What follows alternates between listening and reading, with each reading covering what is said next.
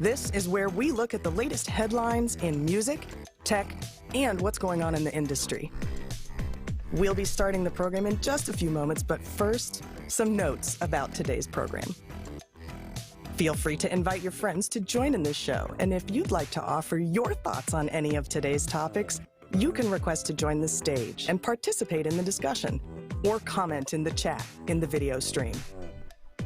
You can find all of today's headlines on our website, musicindustrycity.com.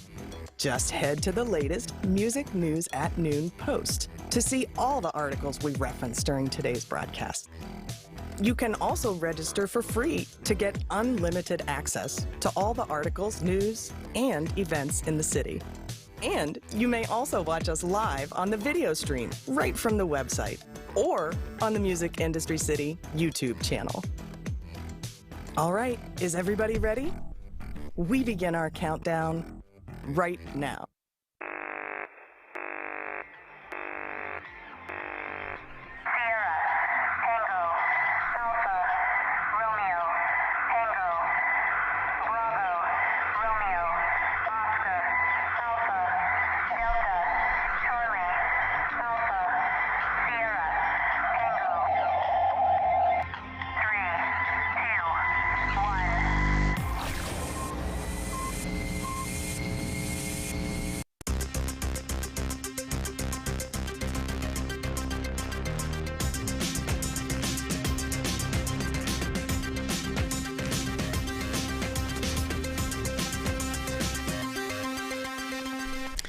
Hello and welcome. It's great to have you with us on this Monday. I'm Peter Schwing, and here's what's happening. The SVOG is sending out supplemental grants. Monstercat launches its own NFT platform. Warner and Epic Games invest in music licensing startup Licked. Ticketing platform Dice raises $122 million.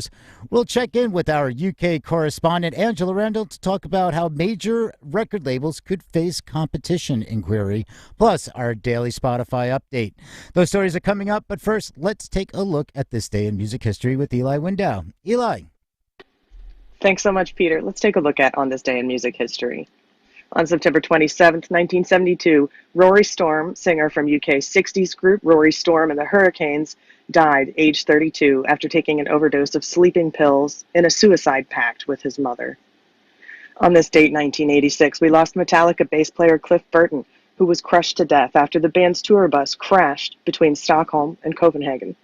Burton was asleep when the tour bus ran over a patch of black ice and skidded off the road. He was thrown through the window of the bus, which fell on top of him. On September 27, 2008, Pink Floyd's manager, Brian Morrison, died after spending over 2 years in a coma. Morrison suffered severe brain injuries in a polo accident at the Royal Berkshire Polo Club, England, in 2006, and never recovered. And it was sadly reported on Friday that legendary agent and co-founder of X-Ray Touring, Steve Strange, had passed away in memory. Moving on to birthdays today. Born September 27, 1943, Randy Bachman, lead guitarist and songwriter from Guess Who later formed Bachman-Turner Overdrive. Born on this date, 1947, musician, singer, songwriter, record producer, and actor, Meatloaf, Marvin Lee Addy. Born on this date, 1970, Mark Calderon from American R&B group Color Me Bad. Born on this date also, 1982, U.S. rapper Dwayne Michael Carter Jr., a.k.a. Lil Wayne. And born this date, 1984, Canadian singer Avril Lavigne. She was the youngest female to top the charts, aged 17 years and 3 months at that time. Happy birthday. Moving on to this day in music history. On September 27, 2004, record producer Phil Spector was formally charged with murder in the February 3, 2003 shooting of actress Lana Clarkson. He was convicted in April 2009 and sentenced to 19 years to life in the California state prison system. On September 27, 2011, Tony Bennett became the oldest living person to top the U.S. album chart when the 85-year-old's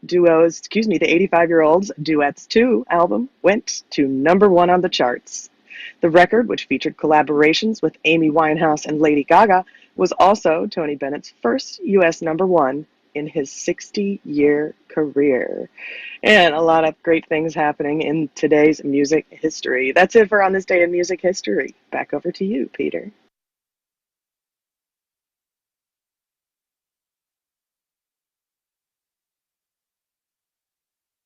I'm having trouble hearing you, Peter. To set the stage, thank you for that, Eli. Yeah, to set the stage for a discussion, we provide informed perspective and commentary on current headlines.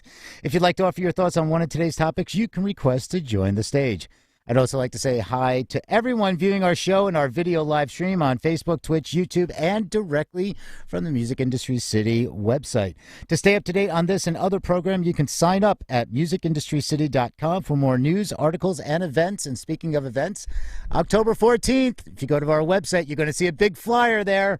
We have an event, so limited tickets, limited free tickets. So make sure you head over to musicindustrycity.com and check it out. And with that being said, let's get to the news.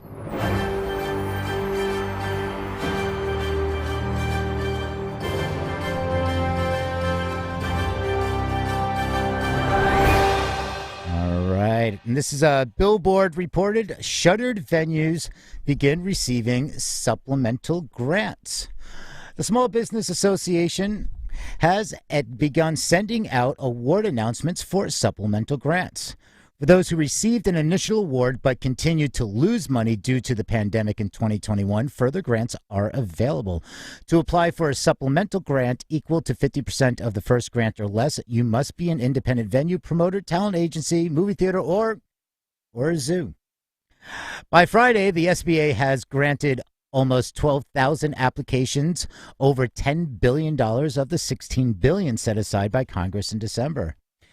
The SBA Administrator Isabella Casales Guzman said in a release, quote, America's performing arts venues and related businesses have been among the hardest hit during this pandemic. The majority of the shuttered venue operators' grants have gone to businesses with 50 employees or less, which means we're reaching out to the smallest businesses who suffered disproportionate impacts from the pandemic and were often left out by early rounds of relief. The SBA continues to deliver extra invites to eligible SVOG grantees. This allows SVOG winners to use grant monies collected through June 30th, 2022 and extend their budget term to 18 months from the initial grant award date.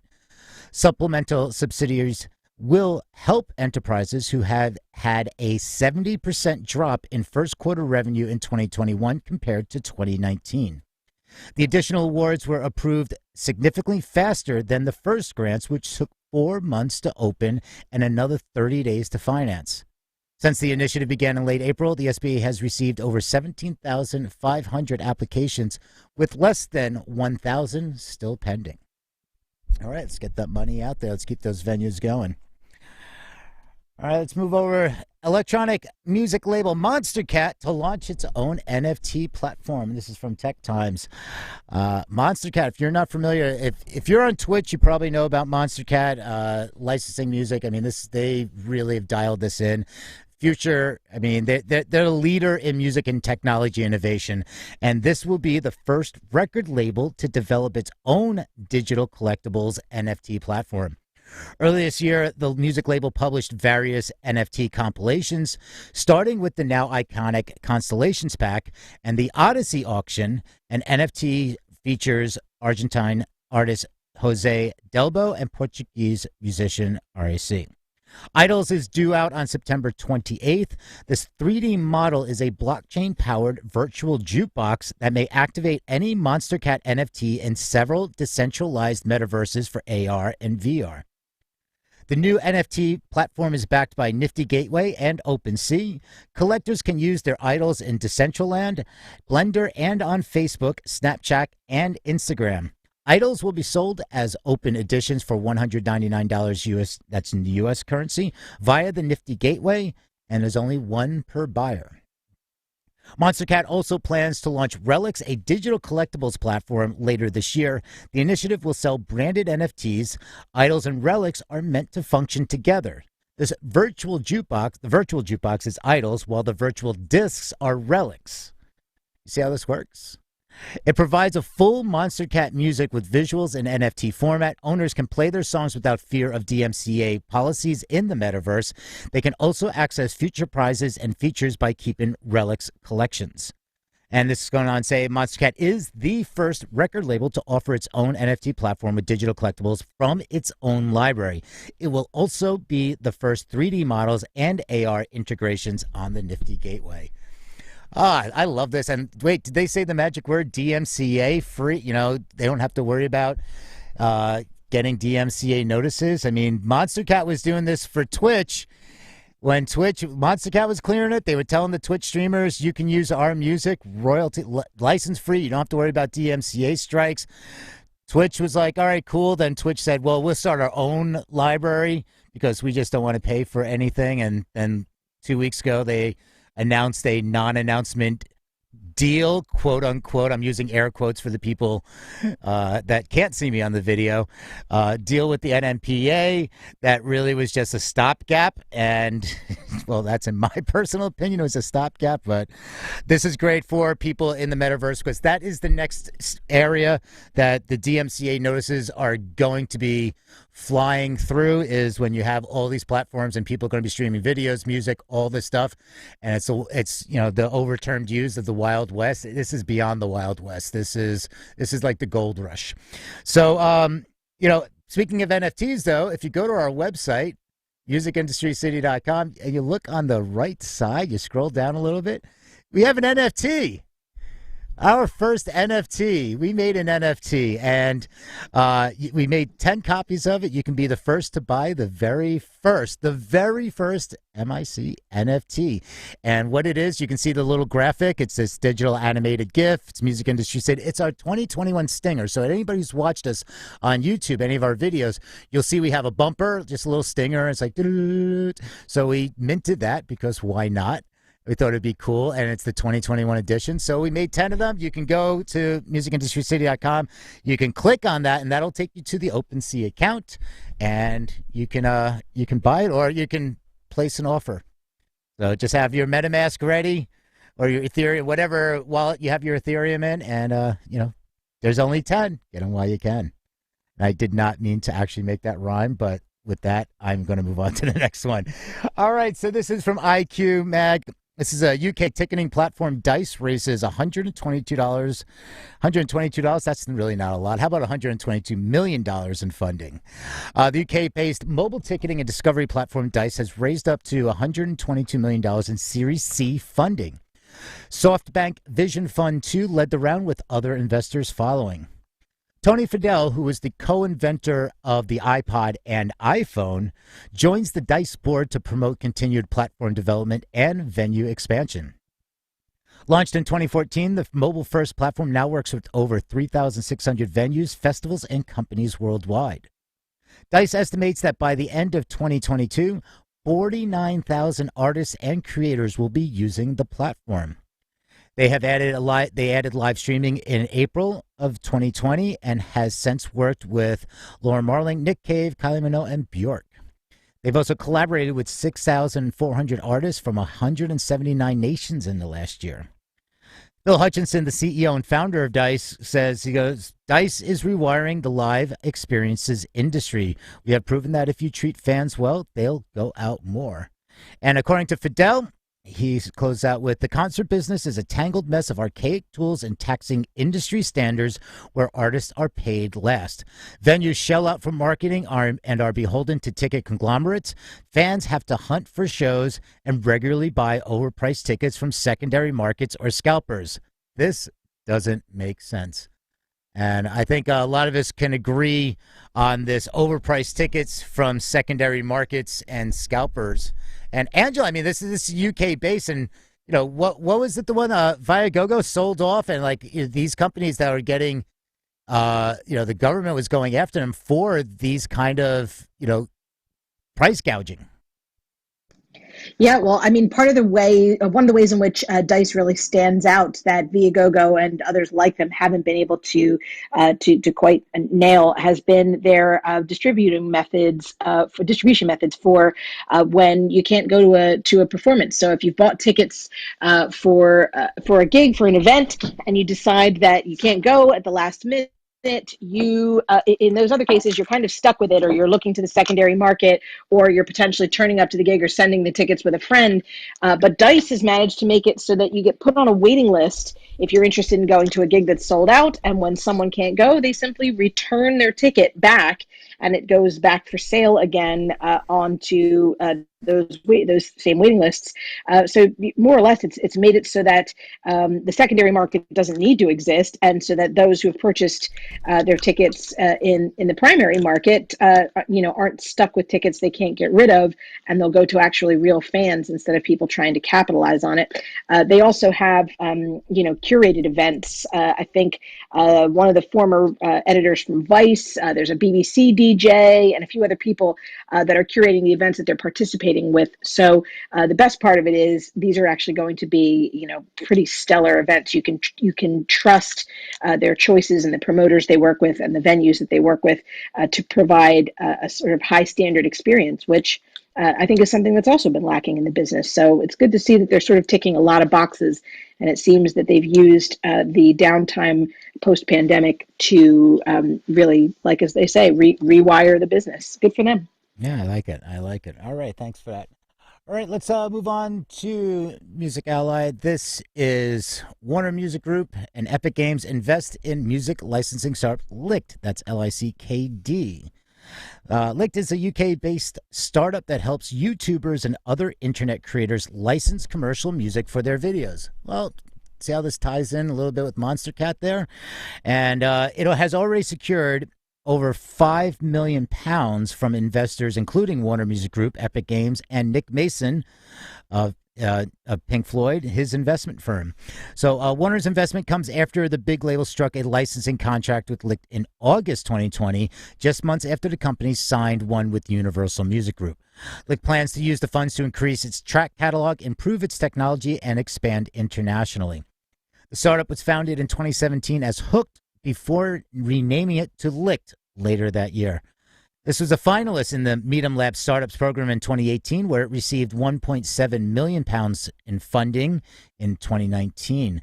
Creators can sign up to use its service and use a tool that analyzes their YouTube viewing figures to calculate a per-track list licensing fee, ranging from $8 for a creator averaging 50,000 views per video to $330 for someone averaging more than 2 million.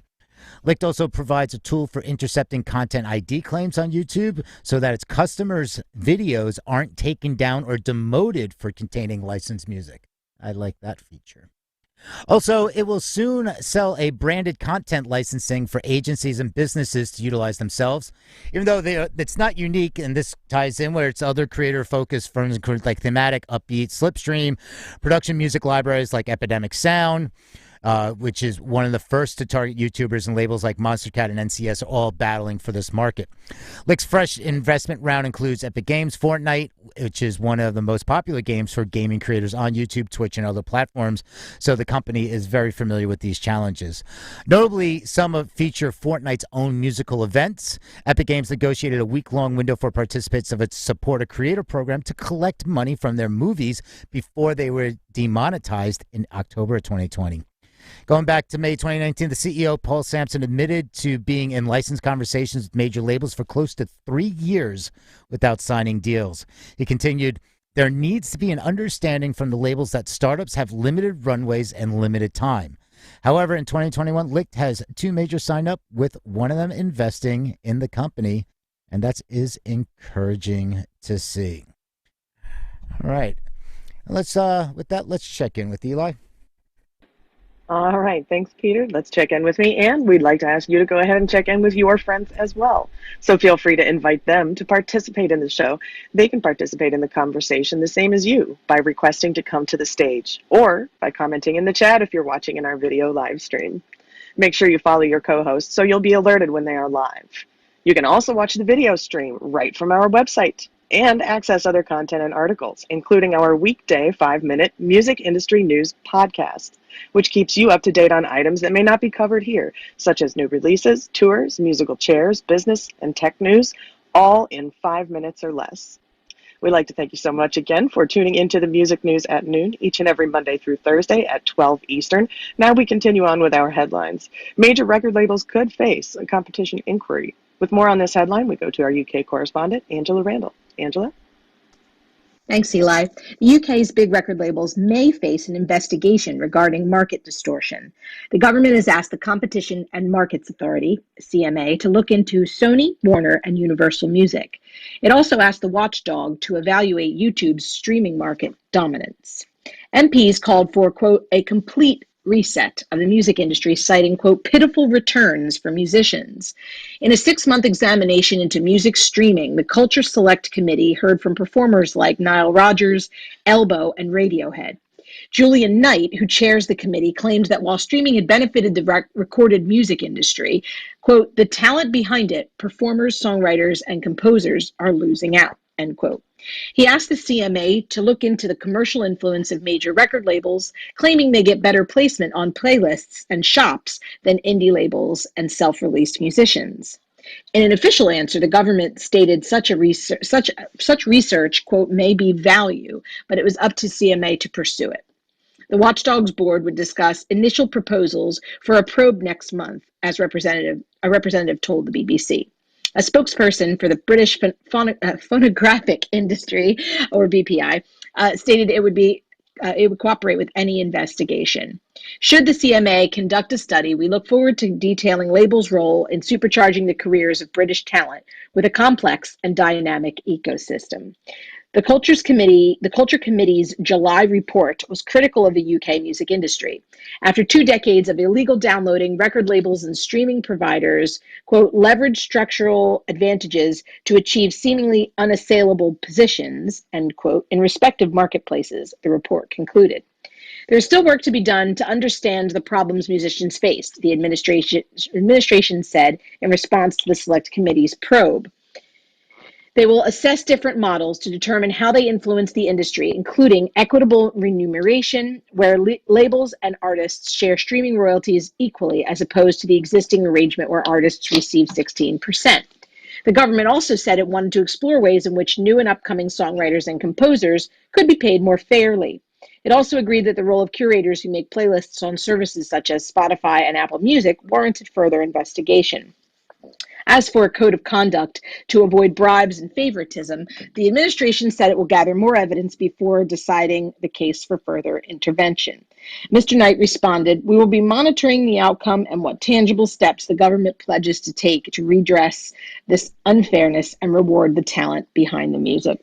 Obviously, as this develops, we'll keep you up to date. I think a lot of the conversations lately that I've been hearing sort of through back channels have been with relation to some artists favoring that a portion of the funds that are collected for their own streams should go to those artists instead of being distributed to a wide pool. Some people are sort of taking advantage of being able to upload music multiple times and therefore spreading out their earnings, in a way that would seem to be unfair, or that would tip their percentages to be higher. There's a lot of sort of questionable dealings that are being done that just they weren't things that were sort of pre-thought when this model was sort of dreamed up and put into place.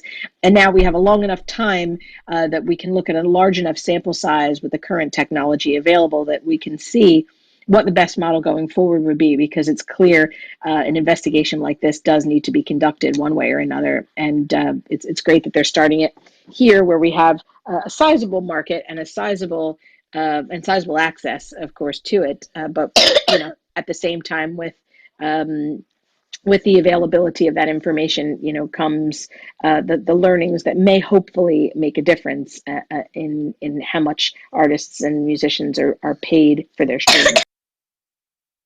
Right on. Yeah, thank you for that. I mean, this goes along, it ties in a little bit with also what SoundCloud was doing, with their changing of their payment structure. But there's already talk about bots, make bots are, which have always been a problem, but even with that payment structure, bots can actually really be more effective in getting the money directly to the artist. So they're looking into that already. The other is in this article here, which is on BBC.com, and if you want to, there's a lot to unpack, and this is going from last week, and there's been updates, and we're going to follow this more. I mean, this inquiry has been going back since December of last year. It's almost a year now, if you can believe that. And they have a chart here. It says streaming. So people are in the video stream. I have the chart up right here. Streaming where the money goes. So it says subscribers, or the revenue, and then it breaks out. The labels get 55%, which then drops down to the artists getting 13%. Then you have the breakout. So it's labels, 55%, streaming services. The streaming service gets 30%, royalties are 15%. And then the royalties, and this is for the UK, but it's going to the PRS and MCPS. And then that goes back into the artist. So that's where the artist ends up with 13%. It's not 13% from the label. It's 13% from everything is what they have here. So you can find out. If you want to take a deeper dive into this article, you can go to musicindustrycity.com and click on today's Music News at Noon article, and it'll have all the links to the articles. All right, going to stay over there for just a little bit longer. This is Tangy Market. Tangy Market sells slice of song recorded by Christina Aguilera. So Tangy Market is one of the growing number of startups trying to help fans invest in music. We've heard this for many years. They might have figured something out here. And also Blau, I mean, check out what Blau's doing with his platform. He's going to be giving money to fans through NFTs. He's going to be giving through the blockchain that for fans, that select fans, that every time his song is streamed, they make money. So this is going to be a really interesting economy coming up with everything that ties in together, and the fact that taking out a lot of the middle person will be really interesting in this blockchain. But this one, what they do is launched out of Sweden earlier this year as an app through which people can buy shares in the future royalties of music, although the musicians retain 100% ownership of their rights. The Tangy Market analysis analyzes music past performance and future potential, then pays musicians up front, converting the predicted royalties into shares to sell. The app includes a secondary market for people to resell those shares, and when the specified time period ends, investors receive the return on their investment. While the company has worked with a range of artists and songwriters, it has just launched its most high-profile offering yet for a share of royalties from songwriters Johan Aberg and Paul Ryan, share of Come On Over, a song recorded by Christina Aguilera. So this is now going to be another interesting. Okay, so the artist, they're saying here, if anybody knows any more, feel free to jump on up on the stage here. But what it seems like is the app is a secondary market for people to sell those shares. So they pay the musicians up front. Now, are they paying the musicians or the songwriters? Needs to be clarified, because if they're talking about the song, then they later talk about the songwriters. They're offering the share of the songwriters portion of a song recorded by Christina Aguilera. Does Christina Aguilera have any say in this? And what is it that's being sold exactly? It's the future royalty. It's like, this is real stock market stuff that people are getting into, and it really needs to be clarified. So we'll keep an eye out on this one. All right, more than 40 million Apple Music listeners have tried spatial audio. Well, anybody here have tried it? And if you have, let us know your thoughts. The launch of Apple's iOS 15 software this past week has brought with it some features for Apple Music, including dynamic head tracking. That's the feature that reorients Apple's spatial audio around the movements of the listener's head if they're using the company's AirPods Pro and AirPods Max phones. It's another sign that Apple plans to make spatial audio a key selling point for its streaming service as it continues to scrap for market share with Spotify, Amazon, and other DSPs. More than 40 million Apple Music listeners have already tried spatial audio on the service, with Apple having promoted the feature to them energetically since its launch earlier this year. Those listeners have generated billions of streams so far, according to Apple. Calculating that as a percentage of overall Apple Music users isn't simple, as there isn't a recent official figure to use.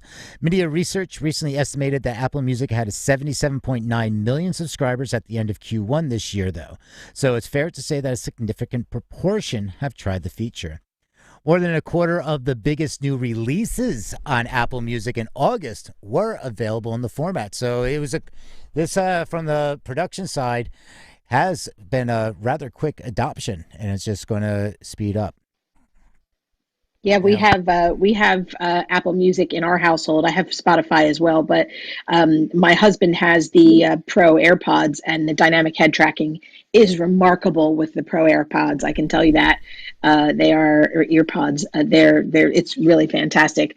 And on the studio side, we've had inquiries already from people asking if we're set up and equipped to record in spatial audio, and a lot of our sort of fellow studio setups are starting to market that and promote that, because it seems to be catching on as something that people really do want in their recordings, so that they can make it available for streaming at higher quality on Apple Music. Looks like it is going to be that we are going to be a culture of sonic snobs for what used to be people who only buy the sort of top of the range hi-fi systems for their homes. It seems now we're starting to head back into that, and people are appreciating quality sound, which is great. I just want to be Sonic the Hedgehog. You can be Sonic the Hedgehog. All right. With that being said, it's the time for our favorite part of the show. Big green dot hits the spot. The big green dot, it does hit the spot. It is now time for our Spotify Spot, where we take a look at the latest updates from the streaming service. But before we do that, we do want to check in with your weather. Today's going to love you like nobody's loved you, come rain or come shine. And now over to you, Peter. What do you have for us from Spotify land today? Right on. All right. This is from Digital Music News. This is going deeper into a topic that has been discussed a little bit in the past, especially when it was first rolled out. But they go in a little deeper here, and you can find that article at musicindustrycity.com. Click on today's Music News at Noon post, and you can have access all the headlines to what we're referencing. So this one is Spotify's new marquee promotion feature is forcing artists to pay to reach fans they already have as much as 50 cents per click. Now, this is according to Digital Music News. So it goes on. Artist complaints disclose Spotify's new beta marquee feature.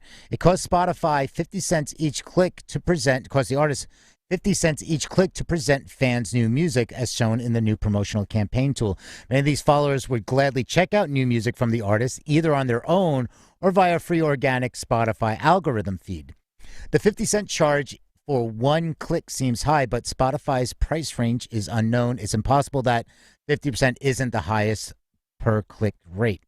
Marquee resembles Facebook's pay for promotion capabilities, which charges publishers to reach both their own and targeted audiences. Similarly, Spotify's marquee isn't just for an artist's followers who already expect to be notified when new music is released. The company instead targets people who have shown interest in your music and have the potential to listen to more. Listeners who have demonstrated interest in your music and have the potential to listen more will see a full-screen sponsored recommendation of your new release. Spotify explains, quote, a listener clicking a marquee is directed to your new release and only your new release, so they can focus on your music and discover you. Let me just go back. They're saying so they can discover you, but this is also being targeted to the people that already follow you. I just want to make sure that's clear, okay? All right. So what they're saying is Spotify will direct a potential admirer to your music without any other distractions.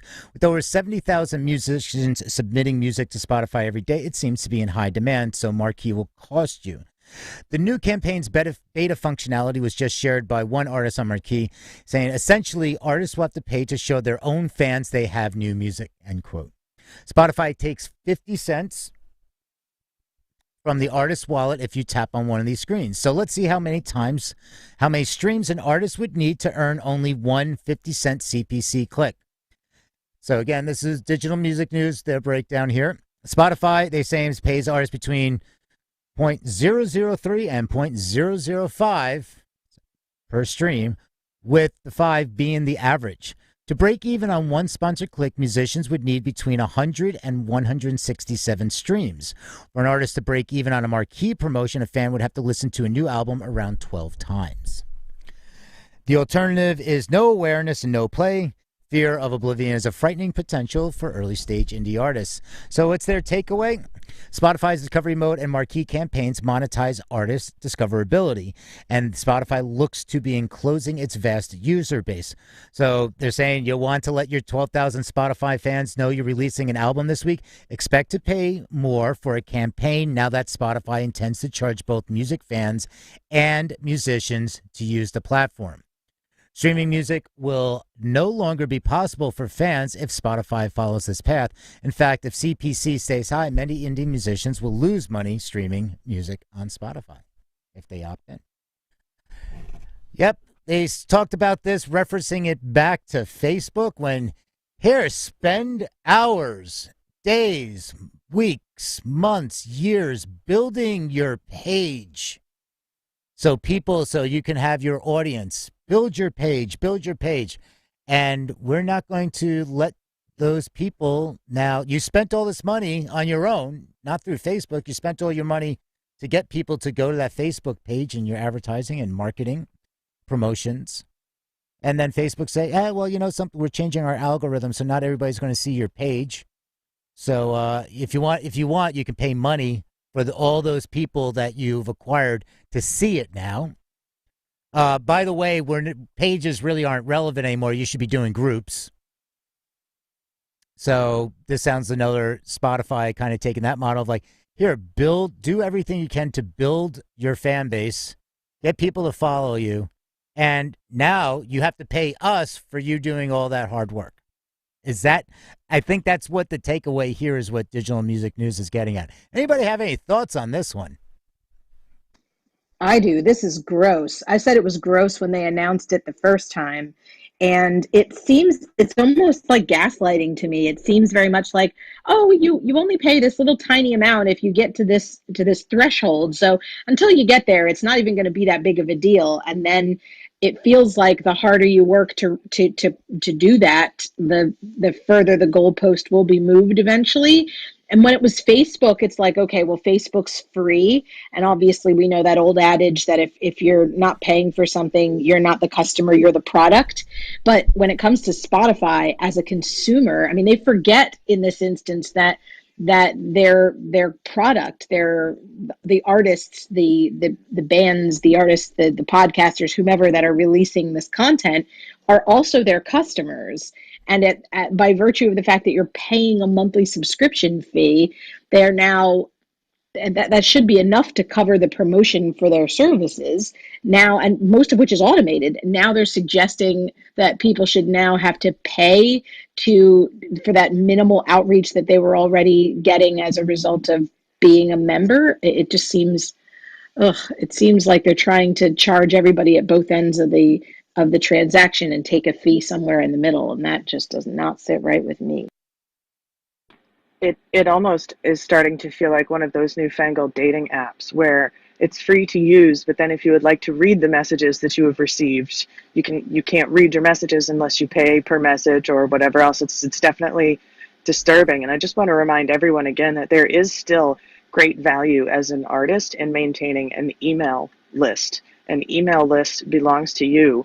Maintain this through your .com, and even if something happens where you decide that it's no longer worth paying to access your own fans on a social platform that used to be free, your email list is still there for you, and that is your proprietary fan list. So don't discredit your email list, and if you are fans of artists, you go out to their live shows and see that they have an email list, do consider putting down your email, not just following them on a social platform.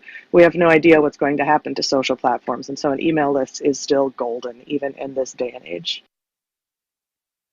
That's saying don't build your house on sand, and then there's the other saying don't build your house on somebody else's sand.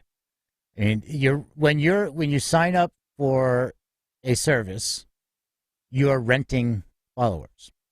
Okay, I mean, Instagram, you have no other way of contacting those people except for Instagram. Same Facebook, Spotify, unless you have their email address. But here's another thing for you. Email, for anybody who uses MailChimp, Apple iOS 15, I won't get too much into this, so it's just something good to know, especially with all the people that live to watch open rates and click rates. And with iOS 15, there's an option if you use the Apple Mail to disable tracking. So you can enable a privacy layer, which is really good. I like that. I'm for that. So that's the user of the mail, the reader of the mail.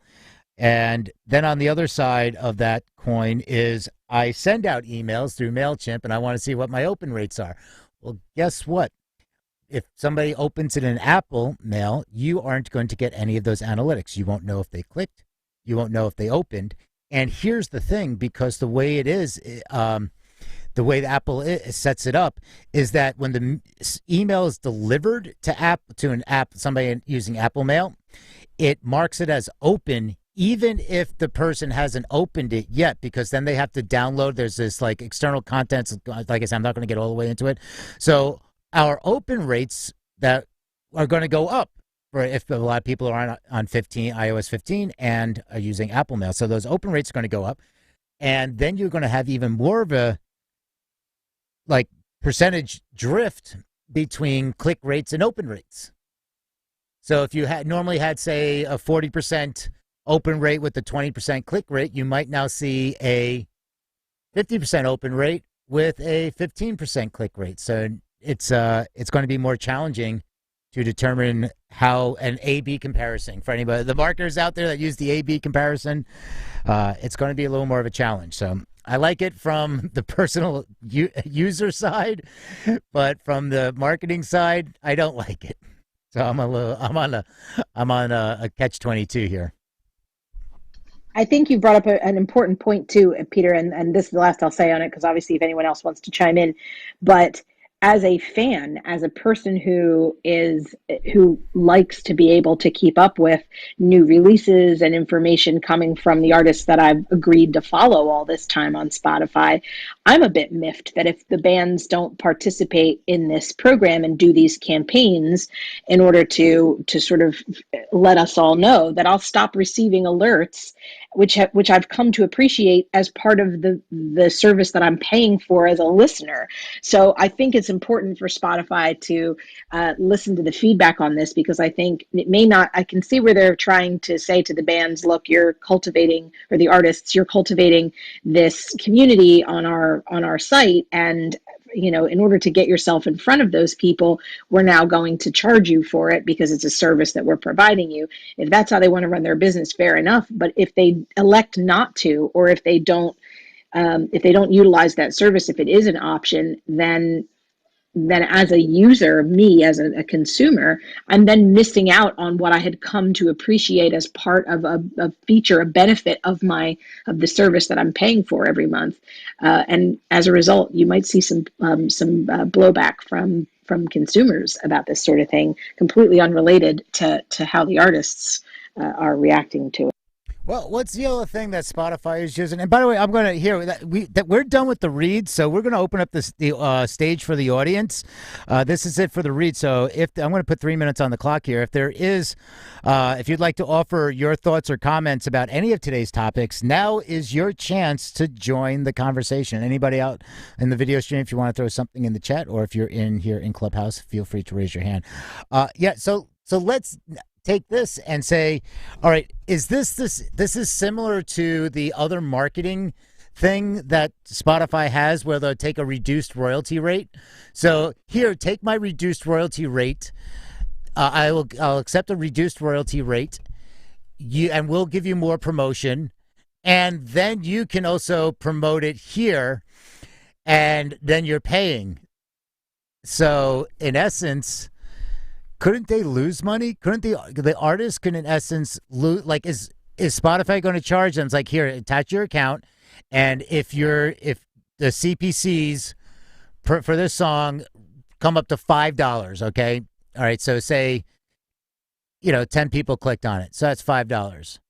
But that's 10 people that streamed and nobody else streamed the song, you are in the red. Is that how it works? Is it like Facebook advertising? Can you target? If it's just for this, is it just going to go out to your followers and out to people, or can you target? Can I geo-target? I only want to make this, I have most of my fans that are most engaged are over in the UK.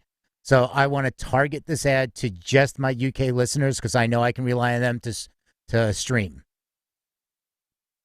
I think these are separate things to answer your question. If I'm reading this properly, it looks like this marquee option is kind of almost a campaigns. It's suggesting it's a campaigns beta functionality, which to me would stand to reason that it's basically reaching the audience of people that are also already sort of interested in your music and are either following you. And now this gives you that direct connection to be able to reach out to them directly and say, hey, you like us already. We know that. We've got new music out. Check it out. And there it is. And that's, basically an ad, but within Spotify, if you will. Whereas the other one was more promotional. So I think in that instance, they may have options. I don't know if they do because I haven't used it myself, but it may make more sense for that to be targeted because you'd then be taking a lower royalty rate in exchange for the promotion. So it may be you're targeting, if your band is kind of a screamo band from the UK and you're trying to target fans of Bring Me the Horizon, it would send all the Bring Me the Horizon ads. Fans a sort of recommendation, maybe, hey, like Bring Me the Horizon, Angela and Peter's band sound like that, click on theirs and add them to your playlist, whatever it is. And it seems like they're separate things. One is more about new music discovery, new artists, to new fans or new potential listeners, whereas this one is even worse in my opinion, because it's like you said, Peter, it's build up your whole following and then we're going to now charge you to talk to them. Yeah. A lot of conversation on this topic today. And Peter, any final thoughts for us here as we go into our final few moments? And don't forget, you can join the conversation by asking to join the stage. I'm going to have to work on some numbers here. I want to see, based on what Digital Music News had on here, with all of that, the other I can't remember what it's called right now, but the other service where they'll lower your royalty rates. I mean, the fact is you're paying money to make money. Well, yeah, you pay money to make money. That's business. But you're paying money to make money for people that are paying money to listen to your music. And if they aren't paying money, there's advertisers that are paying a lot of money. So if I want to get more money from the people that are paying, I have to pay more money on the platform. I think that's what it comes down to. You know what? This sounds like something that we could have a completely separate room on if we wanted to. This could turn into its entire own Power Hour discussion, this one. Right, yeah. We got to find out more about this. So we're going to come back to this. And with that being said, thank you, everybody. Thank you, Angela, Eli. A couple of just announcements really quick here. musicindustrycity.com, if you're not already registered. If you are registered, you should have gotten an email last night or this morning when you woke up. So an email went out. We are part of the Power of Indie virtual conference on October 14th through the 16th. So we are doing a special one-day track. It's the Music Industry City Future Music Forum series, and that is going to be on October 14th. And if you go to musicindustrycity.com, there are limited free tickets available, so you got to act quickly. And if you go to musicindustrycity.com, you can see it's a big graphic. It's a big animated GIF. So I don't think you'll be able to miss it. But with that, you can go get those tickets. And right next to it, we also made an NFT. Yes, we made an NFT because why not? We had to. So we have the Music Industry City, the first NFT. We have 10 of them available.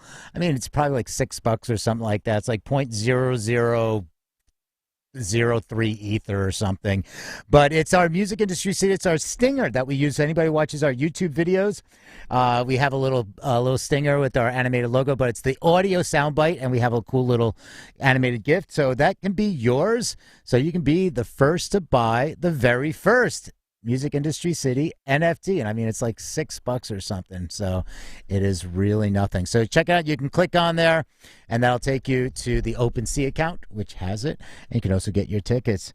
And I think with that being said, I think this is going to be it for today. So thank you, Eli. Thank you, Angela. That does it for the Music News at Noon on this Monday from New York. We'll see you tomorrow. Thanks for watching. I'm Peter Schwing, and for all my colleagues, have a rocking day. Cheers. Cheerio. See you tomorrow. Cheerio, Angela. I hope everyone has a wonderful day today.